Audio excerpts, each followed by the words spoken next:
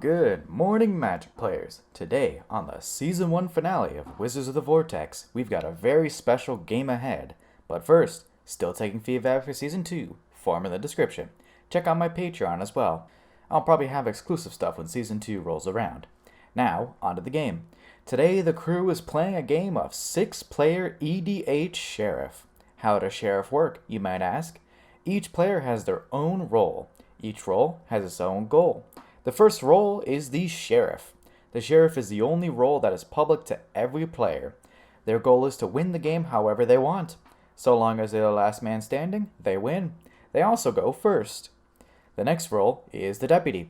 This role is a hidden role. No one knows except the Deputy himself. They win if the Sheriff does, even if they've been knocked out. Since it's a secret role, it creates interesting politics at the table. The next role is the Renegade. They're also a hidden role. Their goal is to defeat the Sheriff last. If the Sheriff dies and there's one other player besides the Renegades lose. If the Sheriff dies and only a Renegade stands, the Renegade wins. There's normally only one Renegade in a 5-player game, but we've added a second to spice it up in this 6-player game. The last role is the Outlaw. This is the last hidden role. Their job is simple: kill the Sheriff. If the Sheriff dies and a Renegade didn't finish the job, they win. This game has 2 outlaws. I hope this guide to Sheriff helps understand what's going to be happening. Now let's showcase our contestants and their roles in this game of cops and robbers. Our Sheriff today is Gary Ripoll. He's brought Gargos, Vicious Watcher, to the arena, keeping Protean Hydra, Managorger Hydra, Inspiring Call, Wildest Dreams, Contagion Engine, and 2 Forests. Today's Deputy is Gage Meningitis. The groovy guy brings Xenagos, God of Revels.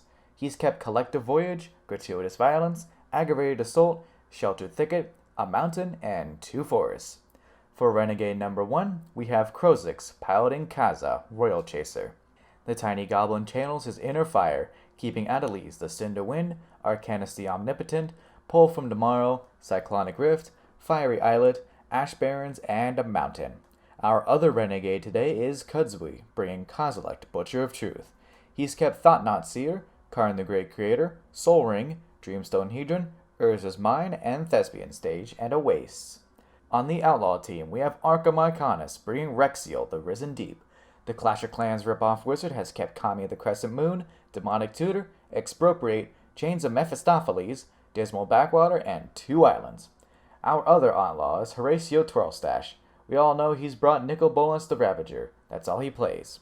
The Mustachioed Man has kept Crux of Fate, Rhystic Study, Necropotence, Phyrexian Arena, City of Brass, Grixis Panorama, and Prismatic Vista. Now that this lengthy intro is done, our Sheriff starts us off. Our dearly beloved Sheriff Gary Ripoll plays a Forest, then ships the turn to Krozix. The Goblin Grandmaster guy taunts me for running out of words that start with a G, then plays a Mountain. He then cycles an Ash Barrens, grabbing an island. He passes afterwards. Gage plays a Sheltered Thicket. Horatio drops a Prismatic Vista, cracking it and losing 1 to find a swamp. He passes turn to Kudzwi. Speaking of the plant guy, Kudzwi plays a Waste, then a turn 1 Soul Ring. Krozix concedes, and I need to get a better joke when someone plays a turn 1 Soul Ring. Arkham plays an island, blowing a kiss at the Sheriff. Gary drops another Forest, then passes. An island enters play on Krozix's board. He then casts his commander, Kaza. Since it has haste, it goes right at Horatio, poking him for 1. Horatio is not a fan of that. Krozix passes. Gage drops a Forest, then casts Collective Voyage. Everyone pools what they can into it, and then everyone grabs 5 basics and put them into play tapped. Everyone is now locked and loaded, and I think Tumbleweed just went by. It really is a western out here. Horatio strikes first, playing a Grixis Panorama, and then his commander, Nicol Bolas, the Ravager. Each non-Horatio player discards a card when it enters. Horatio then ramps it up by playing Rhystic Study. He intends to end it as fast as he can, and everyone sees this. Horatio passes turn. Kudzwi plays a Thespian Stage, then a Dreamstone Hedron. He pays 1 extra for Rhystic Study. To attempt to slow Horatio down, Kudzwi plays a Thought-Knot Seer. He pays 1 for Rhystic Study. Horatio's hand is revealed, and Kudzwi chooses to exile Necropotence. The hand still looks pretty scary, though. Kudzwi ends his turn. Arkham plays Kami of the Crescent Moon, paying 1 into Rhystic Study. Nothing else to do, he passes. Gary draws 2 for turn. then plays a Mana Gorger Hydra. He doesn't pay 1 for the Rhystic Study, so Horatio draws a card. Gary then casts Harrow, not paying for Rhystic again. He sacrifices a land to find 2 forests. His Hydra gets a counter on him. Gary passes turn. Kha'Zix plays a Sheevan Reef, then passes, waiting for an opportunity as he likes to do. Gage plays a forest, then his commander, Xenagos. He pays 1 for Rhystic Study. Gary's Hydra gets a counter. Horatio plays his land for turn, then Big Daddy Nicol Bolas. Gary's Hydra gets a counter. I should just copy and paste his voice line. Ravager then heads at Kudzwi, dealing 4 commander damage. Reloading his gun that he may or may not have stolen, Yeehaw Horatio passes. Kudzwi plays a Buried Ruin, then Karn the Great Creator. Gary's Hydra gets a counter. He pays 1 for Rhystic Study, then drops a Thran Dynamo, paying 1 for that as well. Gary's Hydra gets a counter. Take a shot each time I said that. Kudz upticks his Karn but doesn't uptick anything. He then passes turn. Arkham plays a Sunken Ruin, then his commander, Rexiel. He pays 1 for Rhystic Study and Gary's Hydra gets a counter. Arkham passes. Gary Rapul starts off the turn with his commander, Gargos. His Hydra gets a counter. He then plays an Uvenwald Hydra, giving it another counter. He doesn't pay for Rhystic Study, so Horatio draws 2 cards. Uvenwald Hydra enters and Gary grabs a forest and puts it into play. All done, Gary ends his turn. A Fiery Islet is played by Kha'Zix. He then drops a Gilded Lotus, denying Horatio a draw by paying for Rhystic Study. Gary's Hydra gets a counter. Gage plays a Regal Behemoth, paying 1 for Rhystic Study. Gary's Hydra gets a counter. He then moves to combat, targeting Regal Behemoth with Xenagos, giving it double power and toughness, haste, and trample. It then heads at Kudzwi's Karn, killing it. Gage then passes, drawing at end of turn from Monarchy. On upkeep, Horatio pays for his Big Daddy Bolas. He plays a Mana Confluence, then a Talisman of Dominance. Gary's Hydra gets a counter. He then enters combat and swings Big Daddy Bolas at Kudzwi and Ravager at Gage. Both connect and Kudzwi loses 7 and discards his hand. Gage takes 4 and Horatio becomes the Monarch. At end of turn, Horatio draws a card. Kudzwi plays a Reality Smasher, which gives Gary's Hydra a counter. Can someone remove it already? He pays for Rhystic Study, then drops a Matter Reshaper. He pays for Rhystic Study and Gary's Hydra gets a counter. Reality Smasher then heads at Horatio and Thought Not Seer goes at Gage. Horatio takes 5 and loses Monarch while Gage loses 4. Kudzwi then ends his turn, drawing from Monarch. Arkham plays and cracks a Polluted Delta, losing 1 to grab a swamp. He then casts Expropriate. Horatio attempts to counter it with a Mana Drain, but Arkham responds with a Fierce Guardianship. Horatio draws 2 off of Rhystic Study, then Expropriate resolves. Arkham gives himself a turn, steals a forest from Gary, steals Kha'Zix from Kha'Zix, Regal Behemoth from Gage, Rhystic Study from Horatio, and a Waste from Kudzwi. Not at all stealing the best permanents on the board for some reason. Arkham then passes to himself. Arkham casts a Chains of Mephistopheles. Now I just want to pause for a second to explain the future interaction with this and the additional draw from Kami of the Crescent Moon. It goes a little something like this. The player's first draw is completely unaffected.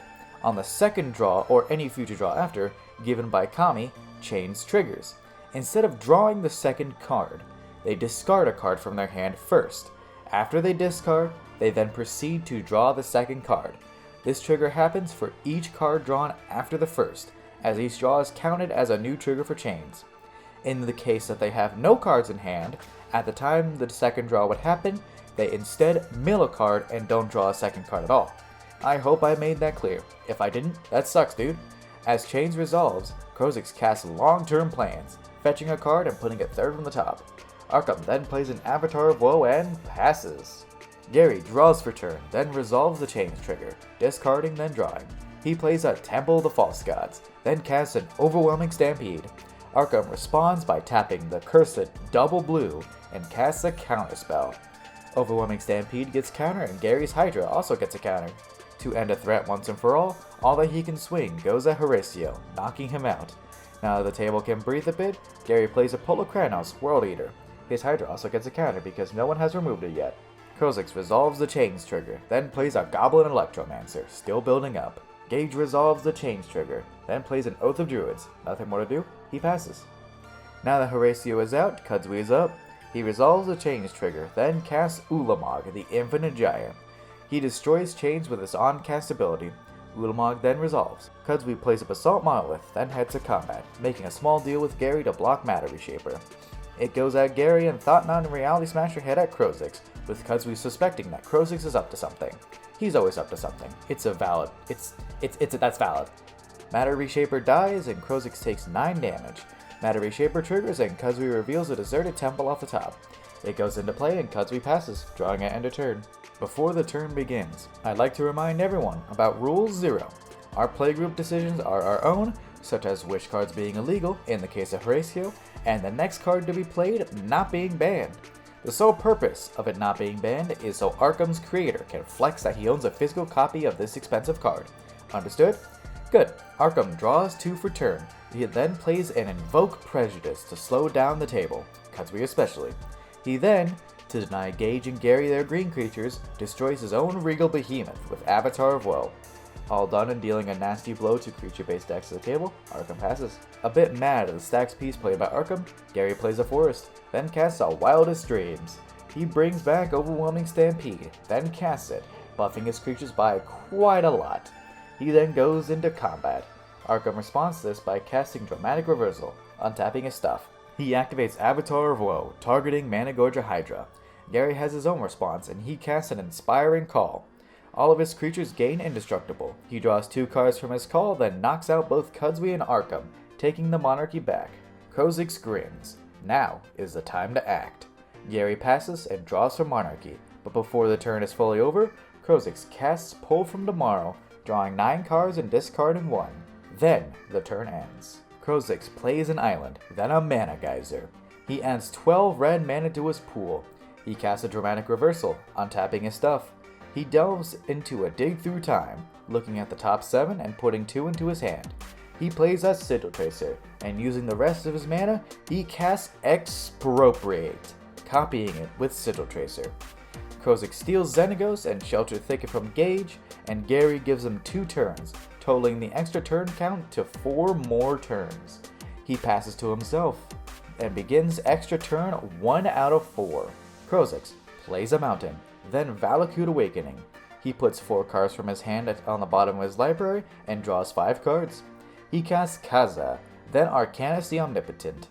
To draw more cards, he moves to combat, giving Arcanus haste thanks to the stolen Xenagos. He taps it to draw 3 cards. He then plays an Apheto Alchemist, losing a life to Sheevan Reef. Krozix then moves to the second of 4 turns. He activates Kaza to reduce his next instant or sorcery cost by 5, then taps Apheto Alchemist to untap Kaza. He taps Kaza again to add 5 more reduction to his next spell. He then casts Fireball, dumping most of his remaining mana into it and copying it with Sigil Tracer to blast Gage directly into the face, knocking him out. Krozix then grins menacingly, revealing that his role is a Renegade. He draws 3 from Arcanus, plays an Armillary Sphere, then moves to the third of his 4 turns. Krozix drops a Reliquary Tower. He casts a Niv Mizzet Perun. He activates Arcanus the Omnipotent to draw 3 cards. Niv triggers and deals 3 damage to Gary. Krozix plays a Soul Ring. He then taps Kaza to reduce his next spell by 6, but holds priority while the ability is on the stack. Before it resolves, he responds to it by tapping Apheto Alchemist to untap Kaza, then activates her again to add another one to the stack, but before that one resolves, still maintaining priority and responding to both triggers, he casts a Ghostly Flicker before they resolve. He untaps Kaza and Gilded Lotus, then taps Kaza again to bring the total cost reduction to 18 total. He then taps out completely to cast a Stroke of Genius for 23, copying it with Sigil Tracer to draw a whopping 46 cards. Niv Mizzet triggers and pings the Sheriff to 0 and leaves the Renegade team to win the game. What an ending to an action-packed season. Thank you all for joining myself and my friends as we showcase our decks and skill in this casual game. I hope you all stick around for the next season, premiering sometime in January, with new art, new effects, new characters, and even more formats when we return, next time on Wizards of the Vortex. Thank you all for watching. I'll see you next time.